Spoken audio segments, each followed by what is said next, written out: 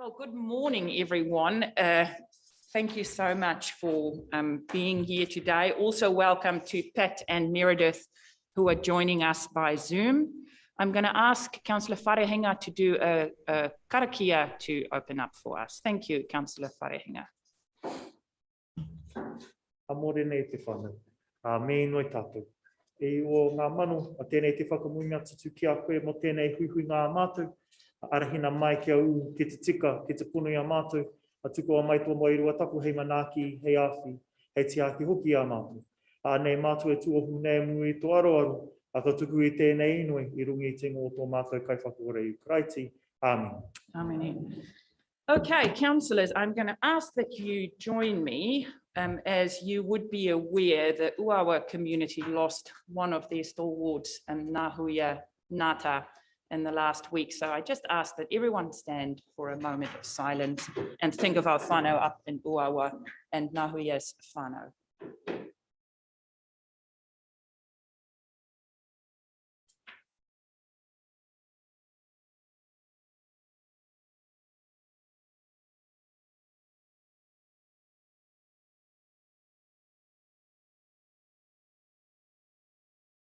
Thank you. Okay, I do want to thank everyone. Thank you for wearing your masks, setting an example for our community as well. When we go out, we look after ourselves, we look after our families and our co-workers. So thank you so much for that. Also, thank you, Nadine, for looking after our bigger GDC whānau. It's a massive operation to make sure all our employees are safe, they're working in safe conditions. So I just want to acknowledge our staff as well. They've been doing an amazing job working with teams to make sure some can still work at home, some are in the office, and that the working environment is safe for everyone. Apologies. No one. We have Meredith and are they there? They can hear us. Good morning. I'll make sure we see them soon. No declarations of interest today that I'm aware of. No. Okay, councillors, let's go to page 5 and let's take a look at our minutes. So I have a mover here in Councillor Burdett, seconder in Councillor Sheldrake. Any questions or queries? Now's your time. If not, all in Madam Chair. Contrary, carried. Thanks for that. We move Madam on. Chair. You will see quite a few of those actions are on tomorrow's agenda. So can everyone take a look? And if there are any questions. Madam Chair. Kia ora, Pat. The floor is yours. Thank you. On page 7 of 47, it does say that we are going to have a report on our community housing from the holding company. So could that please be followed up so that the next time the holding company come to meet with us, it's a bullet point in the middle of the page with regard to the upgrades. Yes, so I just want to give everyone an update is that next Wednesday, before our Audit and Risk Committee, this will be our quarterly catch up with GHL. So I will make sure I convey that to them so that they can give us an update. So next Wednesday morning at 9, Dave and some of the team will join us just to give us an overall update. So thanks for that, Pat. Thank you. Did you say it was in the middle of page 7? Oh, there it is. Yeah, 10.1.1, and it's in the middle, the bullet points. I see that. Thank you. Any other questions? If not, no questions about our action sheet. We move on to page 12, which is our plan, our governance plan for the next few meetings. How quickly this year is coming to an end. We will only have 1 or 2 more cycles of meetings, so take a look at that. If that is all good, I am going. One further question, Madam Chair. Yes, Pat. Thank you. And this is in the action sheet on page 10, and it relates to the pool, I beg your pardon, the 1,000-year bridge. Can I just understand who Corin Health are? If you look right across, it's item 10.1.1. and they've been, it's discussed in that document. Who are Corin Health, please? Through you, Madam Chair, that's the project manager that's been appointed. Corin Heath is the project manager reporting to me on the 1,000-year bridge. Thank you. And then supplementary, the storage of the steel purchase and storage, the 310,000, is that the steel that was bought some time ago, or is that new steel that's necessary, and I'm happy that it might be, for the reconfigured bridge? Yeah. Mr. Wilson. So through you, Madam Chair, we're just working that through with Curry's. That's referring to the steel that we already have purchased down at Latties. So that's the steel that's currently sitting there, and we're just working through what we're going to use and what we're not going to use to then sell the remainder. So supplementary again, did we spend 310,000, or what was the sum of money we actually spent on steel? Through you, Madam Chair, I'll have to come back with a number during the meeting. I'll just chase that up with Corin now. Thank you very much. Councillor Cranston, thank you. Yeah, just on with 1,000-year bridge. Is that, we've been using that name for a while, is that going to be a name, or what's the process for giving the bridge a name? Through you, Madam Chair, that's part of the discussions with Ngāti Waniwani and DOC as to what will be the name of that bridge when it is finished and what the design of it is all completed. Okay, if we have no more questions in regards to our action sheet, I take everyone to page 13. We will talk about, there's been a lot happening behind the scenes here, the implementation of the Rating of Whenua Māori Amendment Act. So there's been quite a few updates, and we see some of that in our finances today as well. So Pauline, do you want to give us a quick summary, and then we can open up for questions? Thank you. Morena.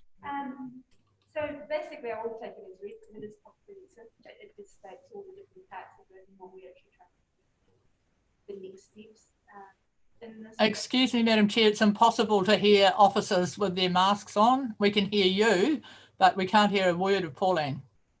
Okay, let's try again. I'll try to be a little bit louder. Can you hear me now? You can? No? Not really. Let's take your mask off then, or while you're speaking. Yeah, so my apologies. I hopefully in between I'll hold it out a little bit from it, and maybe they can hear that. Is that better? Yes, it is. Thank you.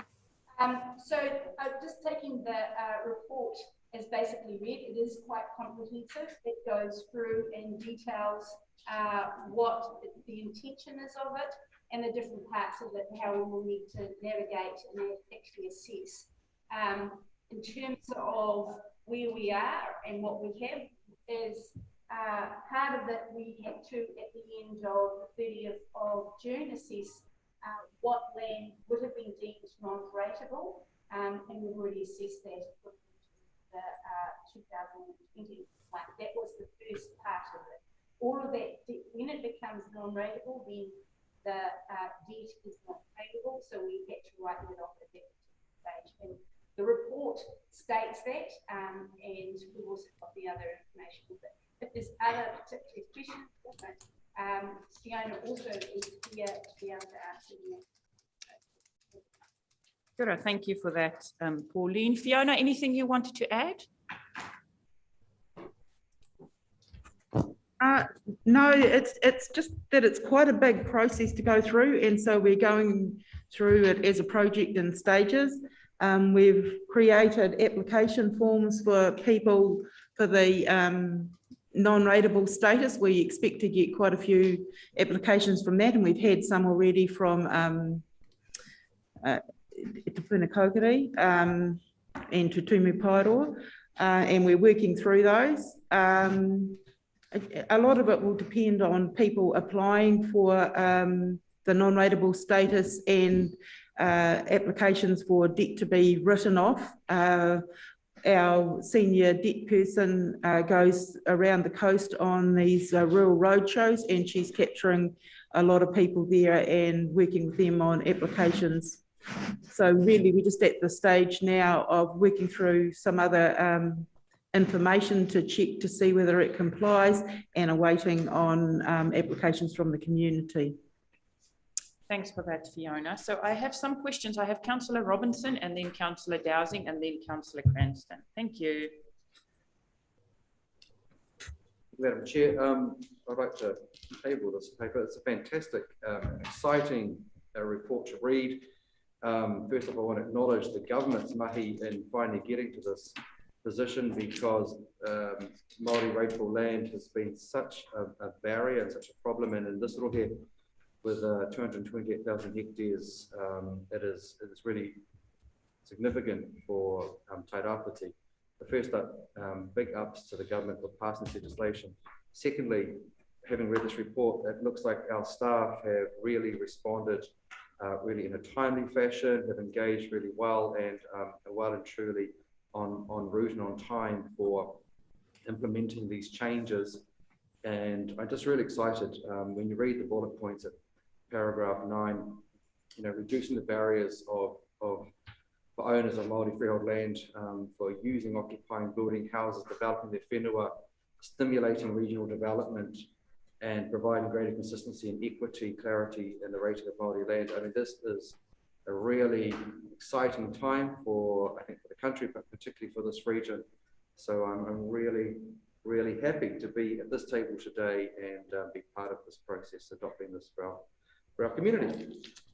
Did you move the paper? I did, and I have one point to note, just at paragraph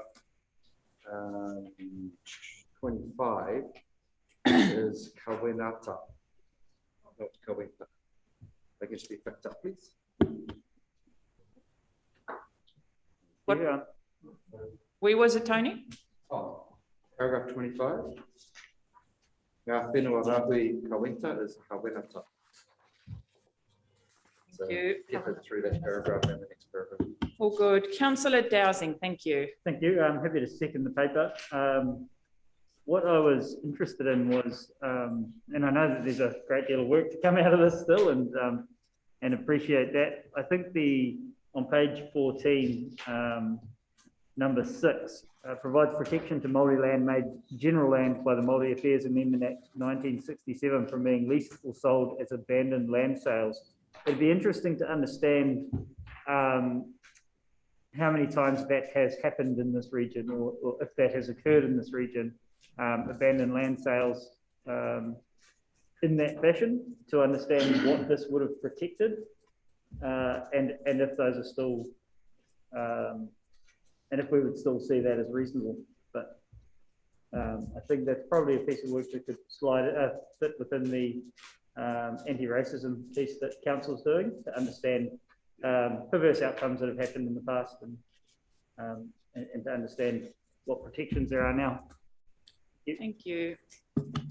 Fiona. We have had a couple of abandoned land sales that fit this criteria, probably about 12 years ago.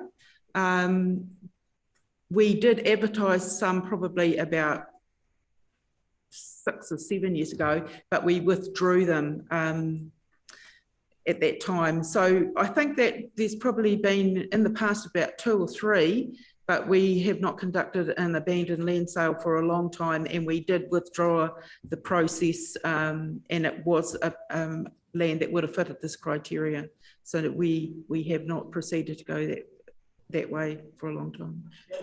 Thank you. CEO. Yes, through your worship. So some of you may recall in 2017 we had an advert out that was for abandoned land, and that process started as what Fiona was saying, about 7 years prior. And so it does take that long before it gets to the point, and that was quickly withdrawn. And we then were working with the Runanga Nui around locating owners or succession for that. So that has been a very historical practice that has happened in council, but no longer does. Thank you for that. Councillor Cranston, you were next, and then Councillor Burdett. Yeah, thanks for that. I agree that this is good progress coming along there, but just a couple of questions on process and clarity. council can create separate rating areas on request of individual houses and that, what might that criteria look like? And second one, removing the 2 hectare limit on Marae and Urupa, is that going to have a limit or is that going to be open-ended? And the third one was that the writing off of rates is done on the CE's own initiative. So I just wonder whether CE is comfortable with that responsibility, if you like. Thank you, Fiona, and then our CEO can respond. Thank you. With regard to the separate rating areas, if you've got a dwelling on a block of Māori freehold land, the person occupying it can apply to us to have that rated separately. So it's the same with papakainga type setups. Say there were 10 houses on a block and only 3 of them wanted a separate rating area, then we would only create a separate rating area for 3 of them. They're not obliged to have every house on that block separately rated. So what we're doing is asking people to put applications in and they show on the block where the house is and then how much area around that house they're using. And then what we will be doing is cutting that out and putting it on what we call a plate. So you will have the house on one part of the plate and the balance of the block on another part. So the applications are completely on a case-by-case basis, and we'll be considering that. I think we've had 1 application so far. We're just trying to get it to work within our system because we haven't done these type of apportionments for quite some time. So we're at the moment testing our software to make sure we can still do that. And I'm fairly confident that we can. And I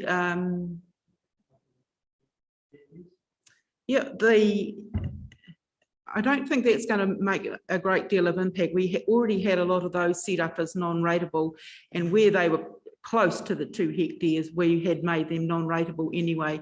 So the impact in our area is virtually negligible there. And regarding the CE being able to write off the debt, there's actually a report coming to a council meeting at the end of this month, prepared by our legal section for your consideration. So, Thank you for that. Anything you want to add, CEO? No, all good. Thanks. So then we have Councillor Burdett and then Councillor Councillor Cranston's not finished. After that's Councillor Akwata-Brown and then Councillor Horsnell. Page 17, there's quite a few references to Kawinta, but it's actually Kawinata. Yep, that was already raised. Oh. No one listens to you, Tony. Not the truth. Okay, Councillor Burdett, then Akwata-Brown, then Worsnop. I have waited 4 years to sort this out. For you people that don't know, overnight, the revenue team put $26,000 extra rates on me because I farm Maori land. Overnight. I was told the other day that my rate bill now is $59,000, which is absolutely ridiculous if you include GST. The question I have, and I want to firstly refer you to page 13, allows multiple Maori land blocks from a parent block to be treated as one for rating purposes if they are used jointly as a single unit, and then go to page 16, allows multiple Maori land blocks to be treated as one for rating purposes. It's there in black and white. Maori land is no different to all of us in terms of your pepeha, where you come from, who you belong to. Maori land has an original grounding. In my case, we farm kaharo, Ngāmoe blocks, Ngā Whakaturi blocks, Mohania blocks, all contiguous. And over the last 3.5 years, I've argued the point or endeavored to get clarity on this, and it hasn't happened. This is now law, L-A-W, not L-O-R-E. So automatically, what has been in place in the past gets reversed. Should be. This is law, as I say. And I've brought it up time and time again. But what has got right up my nose this time around, where are my rate bills? Here's my normal schedule from last year. Despite having asked, and Heather can attest to it, per phone calls, despite Raymond Dobson, emails, we've had nothing. But it still got paid, 13,000 something on the due date. Finance and performance is this committee. This is the place to ask those questions. Why? Thank you for that, Councillor Badid. I think the reason we have waited was for the national legislation to come in line, and that is exactly what has happened now. So we are on the right track as of now. I don't have an issue about that, but the question I'm asking, why was my rate bills not sent to me so I could see what the increase in value was? Well, that's something we can take offline because that's an operational Look, matter. we've tried repeatedly Mhm. and it hasn't happened. Thank Your you. Thank you, Worship, Pauline. Your Worship, can I suggest that Councillor Burdett meets with Ms Foreman afterwards? It's an individual matter, not a council Yes. matter. Thank you. Thank you, Ms Foreman. You happy for that? Thanks a lot for that. Okay, I have Councillor Akuhara Brown and then Councillor Worsnop. Thank you. Kia ora, atamari e koutou. My question is on page 15. It's point 7. It's just in regard to access, public access to Māori covenanted land. Is that how you say that?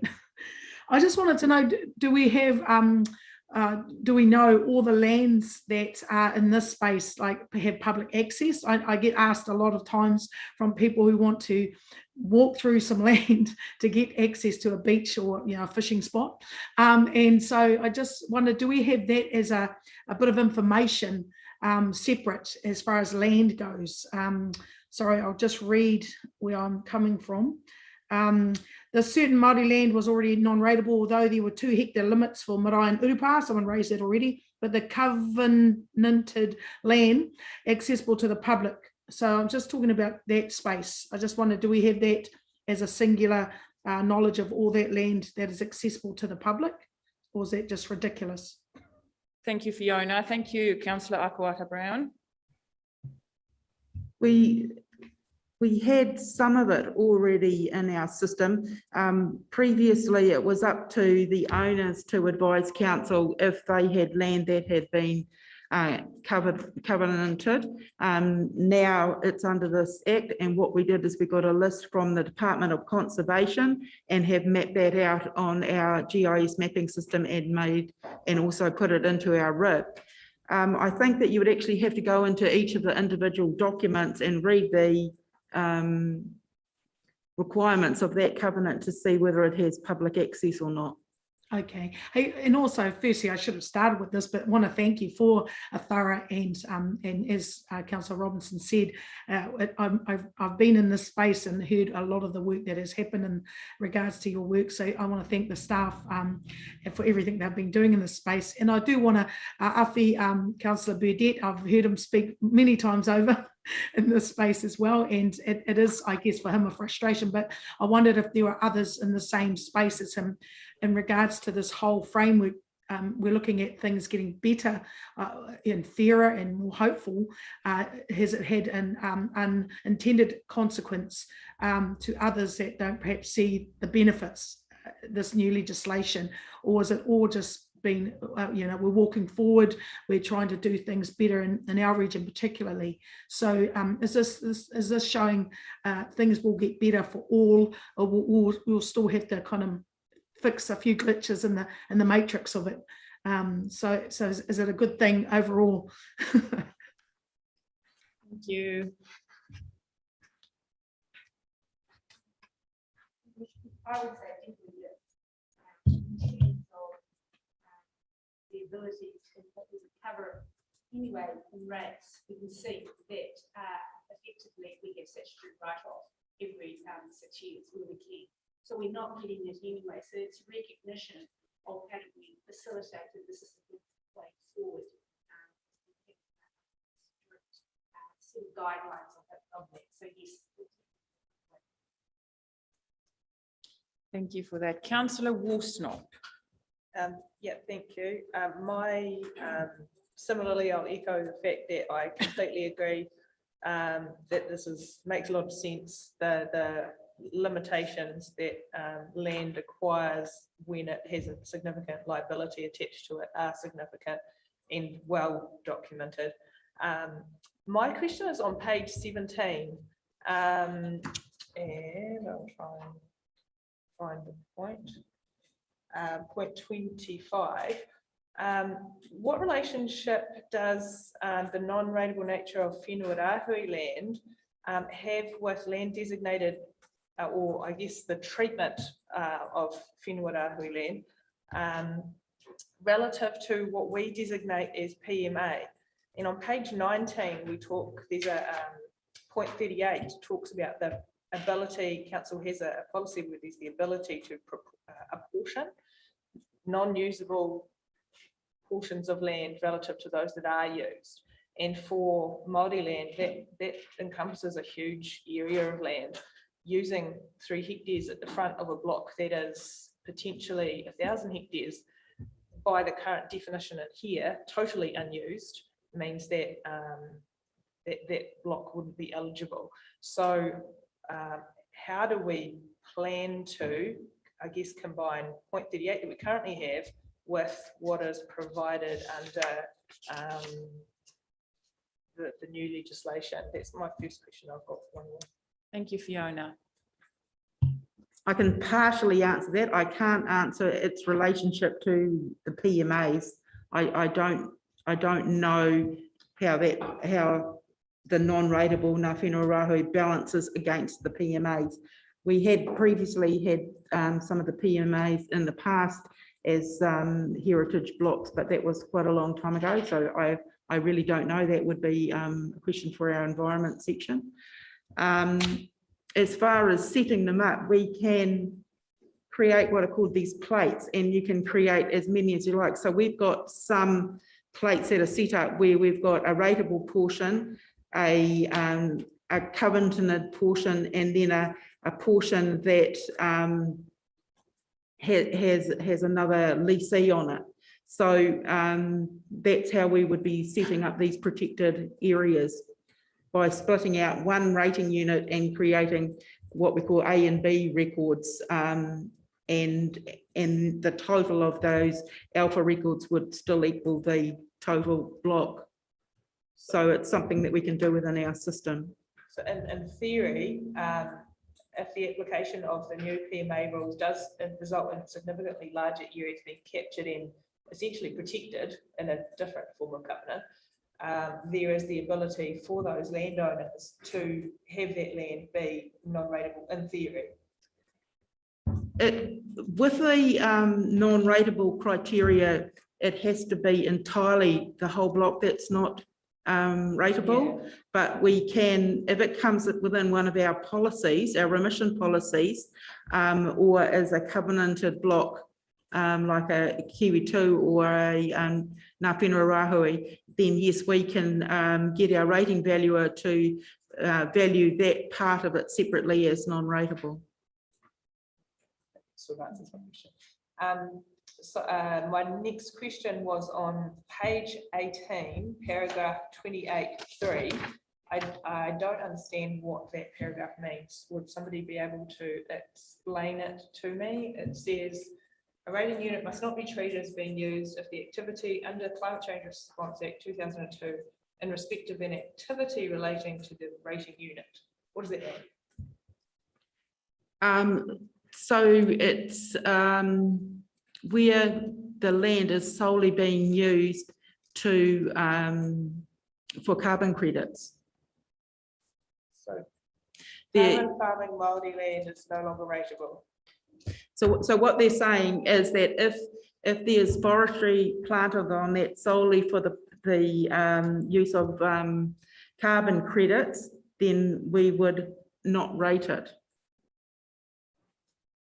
That's significant for this region. That's a massive incentive for it. To carbon farm. That's in the legislation.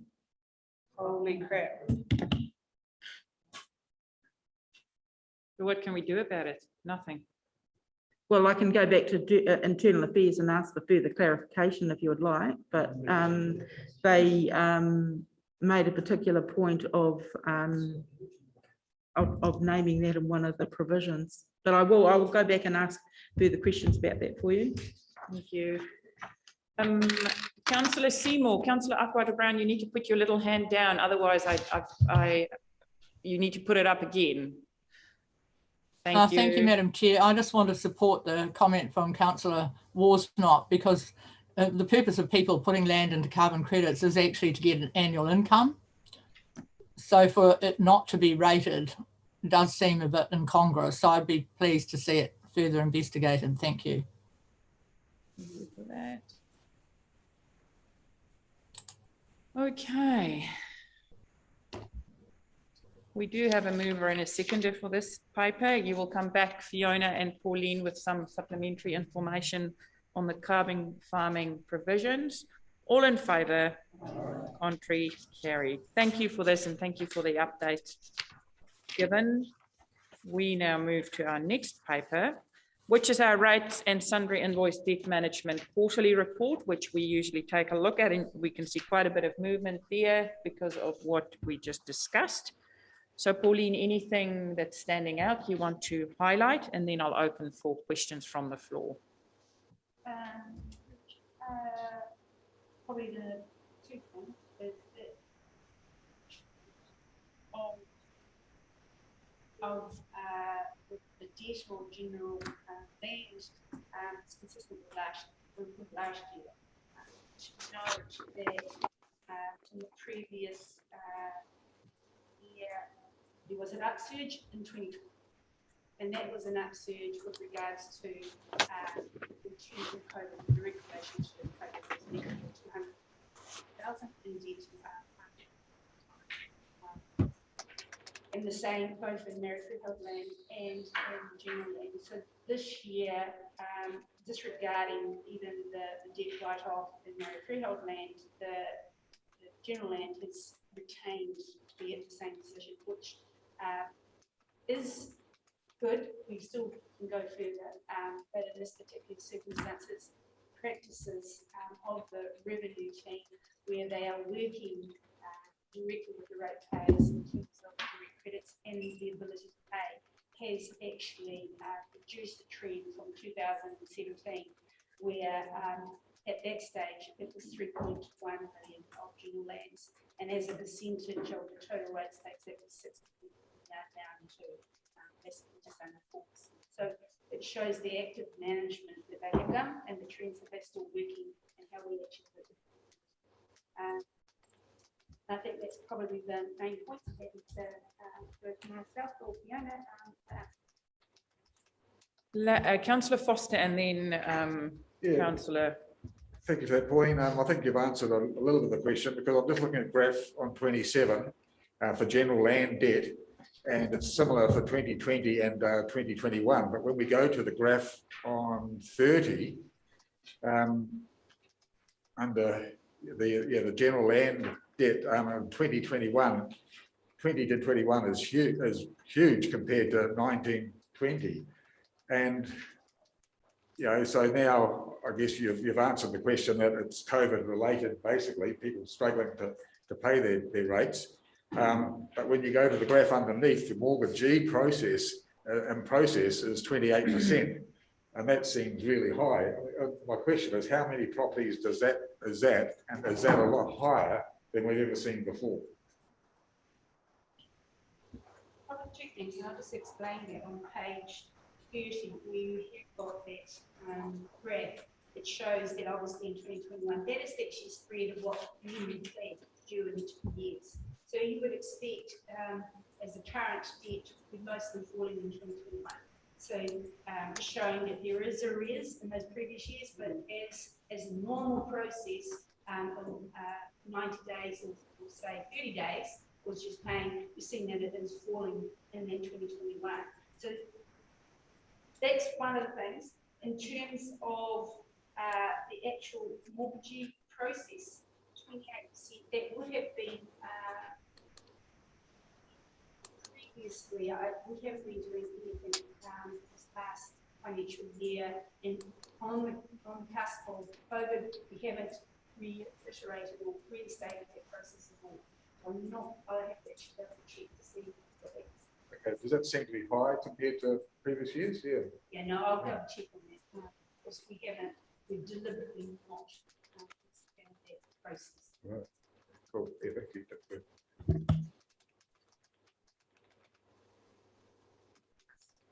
Cranston Worsnop. Thank you. Could be just my reading of it, but on page 37, you've got the renewals there, and it says total infrastructure annual spend renewals spend across council is 14.8 million against a budget of 14.9, and then it's got Next this- paper. Next paper. Sorry? That's part of the next paper. We'll get to that soon. Oh. Sorry. This paper only goes to page 31. We've got Councillor Worsnop. Thank you. Just Dowsing a and question around the land, rivers and land, rivers and coastal proportion that is in that sundry debtor age debt. Could that be explained? It was the plant for the water secretary has been any more questions in regards to this paper? If not, I have a mover in Councillor Dowsing, a seconder in Councillor Wharehinga.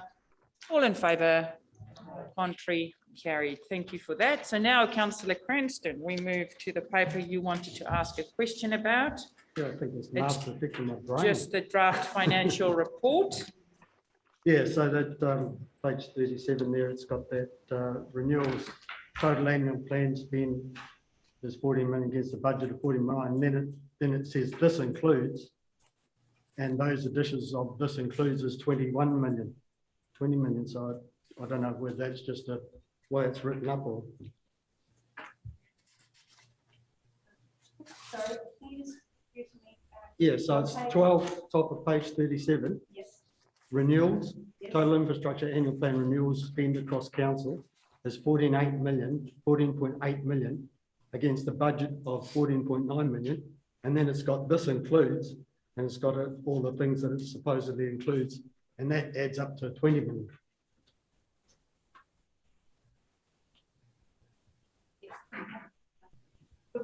Thank you.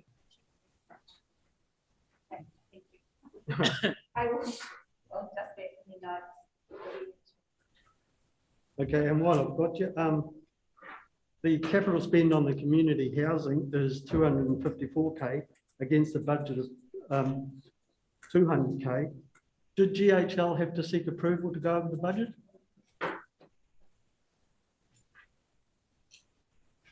Can you just repeat that because I didn't hear it, but I'm interested. So on page 42, the capital spend for community housing is 254K. The budget is 200K. And I assume that that's been billed from GHL for the community housing. Do they have to seek approval to go over that 200K budget? Simple answer is yes. They do not have any delegations to approve any of the things. They will create which is what we say. Yeah, we then approve it before they go out and purchase it. Most of the work there was the Healthy Homes and finishing off the centre. Just to reiterate to the original point in the minutes, in there, it does give a little bit where those healthy homes are at in terms of the legislation and how we are complying with it. And that, and I'll just, sorry, it is on page 12, page 2.12. It states there what is the requirements for the health homes, and that what we are needing to do is by the 1st of July 2024, or within 90 days of any new or renewed tenancy. The only other area that is to be completed is the report, and that's due to do next year. Is there any indication that the budget for next year will be under the 200K? I will get the forecast with them, but in terms of the program, it is needing 200K per annum, and they needed to get ahead. They were a little bit ahead with the program, and that was required to do that. Okay. Sorry, no, you go, and then Councillor Seymour. So I'll finish that there. The planting of street trees is already held over for next winter. Why? Why are they planting now? Why can't they still be planting? Who's the street tree person? Yeah. Tomorrow, let's ask it tomorrow, Andy, at operations. Yeah, it is referred to on page 43. Good. And the last one, year to date on the pool renewals, pool budget is 259 against the 484K budget. Is the extra 224K available for the new pools? CEO. I agree, Richard. No, it is not, because we're still going to be running the indoor 50-metre pool. So there are, as you'll be aware of the previous asset reports that were presented, there are some urgent remedial things that need to be addressed in there. So that will be used for to keep it operational. Yeah. Thank you. Okay, I've got Councillor Seymour, then Councillor Hughes, then Councillor Worsnop. Thank you, Madam Chair. Could we please have the explanation that was given to Councillor Cranston with regard to the expenditure and whether or not the holding company have to live within their budget, because it was impossible to hear what Ms. Foreman said on the link. Thank you. I'll try and do it. Can you hear me now? Not much better. No, I'm sorry. It's really difficult to hear. So I will repeat that. So the holding company need to ask permission. They create purchase orders, but they need to stick within their budget. So the answer to Councillor Cranston's question was, yes, if they have any requirement to go above the allocated budget, they need to ask permission. So supplementary then, Madam Chair, did they get permission then? Was that the answer? So they sought permission and it was granted? Yes, that's correct. It was. And it was to do with the healthy homes requirements in order to progress that out to where they needed to be. So yes, they were given permission because of the healthy homes requirements they had. So they did ask and did get the okay. Thank you. Thanks. Okay, I have Councillor Hughes, Worsnop, Burdett. Oh yeah, my question is just about the new parking meters and the impact that's had on revenue connection. You know, having the FBOS and options. Well, they're not installed yet. There's some installed. Some are. There are only a few. And okay. We would have to analyse to see if there's anything different and deal with the different things. So it's only been a few little small time. You know, you go from things to other things. Yeah. Yeah, there's just the feedback, I think, been some of it, obviously, if people don't have coins, they can pay it, but I think there's been some feedback that people can't use it. So I don't know if there's any, and that's probably not a conversation for today, but there's any value in. Why can people not use it? They find it too complicated. Don't ask me. Anyway, the other question I was wondering if we could have a report at some stage, you know, how we currently have free parking in the CBD. So I've received a lot of feedback that that's how people want things to stay. But to understand that, I think we've got to have a understanding on the impact of rates. If we did happen to have free parking, is that easily to pull up? We have done a couple. We can do the last one that was there. We use as a reference, and if there's need to be more than that, but it has been pretty comprehensive.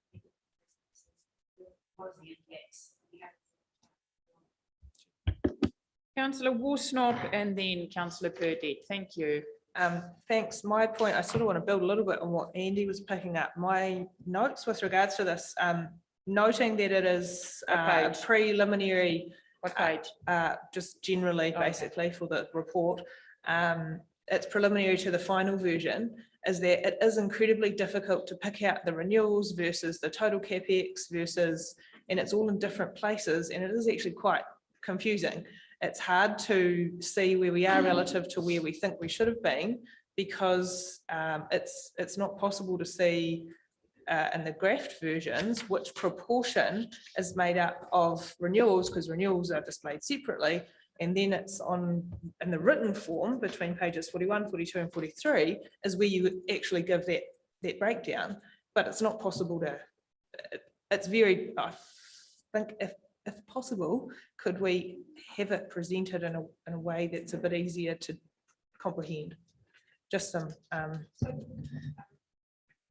There's two things. The latter part is the program, and the program says we have 78 million worth of capital expenditure, we get 96, and these are the differences. And if you can look on the page that is 45, it states you've got a blue line on that graph, which is the 96.2 million, which is the total capital program, which we have by year end. The orange line is what we actually achieved. yes. And the black line was what was achieved last year. In terms of that, you've got a differences. What was the main things that was relating to that differences? It says the wastewater treatment plant, which is 5.6 million. It says the PGF OPEX, which was the categorization at the time, which is council 8. And then there's a difference of 4 million for other, which is mostly identified within the things. Yeah, so that's my point, is that it's not really possible to follow the other very well, because that's all, it's a series of those different places where everything like it's located in a series of different places, which it's not possible to put together like essentially, if I was to pick out a couple of things and go, well, hang on a minute, the stormwater, for example, is got a couple of different measures where this percentage on this measure, but with this other percentage on something else. I'm trying to put together what that combined percentage means in total terms and what that comprises of that other. And it shouldn't be that hard, I feel. So in terms of the summary page on page 40, says each of the activities and what do they achieve. So if on page 40, you look at it, it says the actuals for what we can do for June, and you compare it to the full year budget, which is the column alongside it. It then says what is the percentage of completed with regards to it. And you can see for each of them where they were. And then you go into the details behind that, which just says the comment thread. So in terms of that, and I understand what you're saying, so we can have a little bit, another one that says what was achieved and what wasn't of that percentage, so you can highlight it to make it easier with it. So we will incorporate that in the future. But yeah, I get, instead of getting it at a one-stop answer, you have to actually work it out. So take it on board. Thank you. Okay, I had Councillor Burdett and then Councillor Faulkner. Thank you. Thank you, Madam Chair. My question is, the team's good work for supporting riverbank protection, pole planting, different dams. And this has been going on for quite some considerable time in terms of supporting. Where is the actual cost detail in this report, or is it lumped in with the rest of Through your worship, that cost doesn't sit with that project, sits, the financials are reported in with that project group, not under council. Are you referring to the internal costs that we might have accrued? Yeah, I mean, that's cost going up there. Yep, so that will be sitting in the operational salary, so in the base salary line of the activity. Councillor Faulkner, thank you. Thank you, Your Worship. Mine was a question around timeframes, looking at page 42.8 on solid waste. The timeframe of the Paukahu closed landfill review, we have it in a budget, and when you've got things in a budget, they sort of need to be moving along. If it's constantly going to be kicked down the road, it needs to be taken out of this year's budget and put where it's going to be used. Through you, Madam Chair, we have appointed staff to be able to carry on that project with Paukahu. It's a requirement of our resource consent that we need to keep working with them on the closed management options for that. So we've again requested to meet with Paukahu. We've had the first initial meeting with a couple of representatives to then go back with what the new plan is for them. We're confident we'll spend the money this year. Okay, any more questions in regards to this paper, which is our last paper before we break for a little cup of coffee? Moved by councillor Dowsing, seconded by councillor Foster. All in favour? Contrary, carried. We're going to break for a little cup of coffee and then we will come back for our public excluded parts. What's that? Yeah, but maybe I want to talk to you afterwards. So maybe just drink your coffee and come back.